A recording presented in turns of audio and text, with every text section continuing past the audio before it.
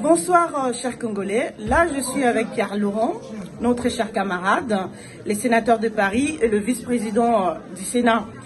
J'interpelle Pierre Laurent par rapport à la situation qui se passe à l'est de la République démocratique du Congo et le soutien que montre la France aujourd'hui militairement au Rwanda. Donc, je vais juste écouter Pierre Laurent. Il va nous dire qu'est-ce qu'il en pense et qu'est-ce qu'il fait lui avec les autres camarades qui soutiennent la lutte de Congolais concernant la situation qui se passe à l'est de la République. Vas-y, à toi la parole, Pierre Laurent. Oui, évidemment, c'est une interpellation que j'entends tout à fait. Nous savons malheureusement que les massacres continuent et continuent de manière très violente.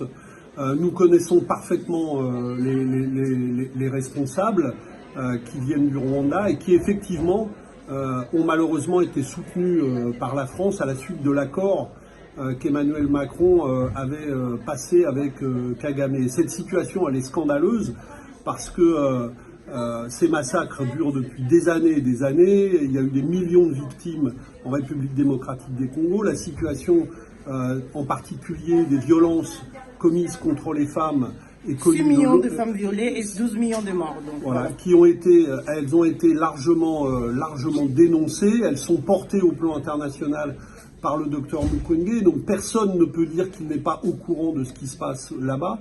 Et malheureusement, c'est le silence total.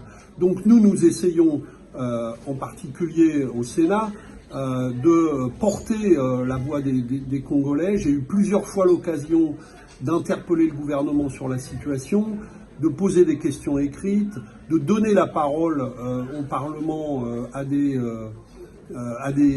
jeunes femmes congolaises qui dénonçaient cette situation. Et je crois qu'il va falloir continuer de nouveau, puisque pour le moment, comme on le sait malheureusement, la situation reste absolument dramatique.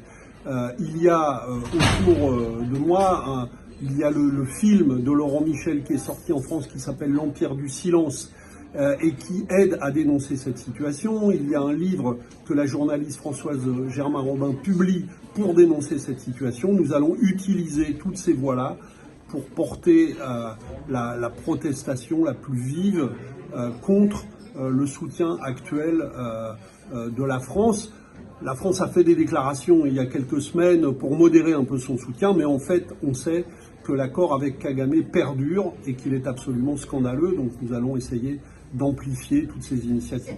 Merci beaucoup Pierre Laurent. Nous attendons, étant congolaise, et au nom de tout Congolais, nous attendons les sanctions contre le régime de Kigali de Paul Kagame, parce que malgré les déclarations, les discours, les beaux discours, il n'y a rien qui change, parce qu'il y a mon peuple qui meurt nuit et jour. Il y a le massacre jusqu'à aujourd'hui. Il y a le territoire Bunagana, il est encore aux mains de rebelles rwandais qui sont soutenus par le régime de Kigali. Donc nous attendons les sanctions de la France et les sanctions de la communauté internationale. Merci cher Laurent, merci de m'accorder cette petite interview et puis voilà, à la prochaine. Merci, voilà. Merci beaucoup, au revoir.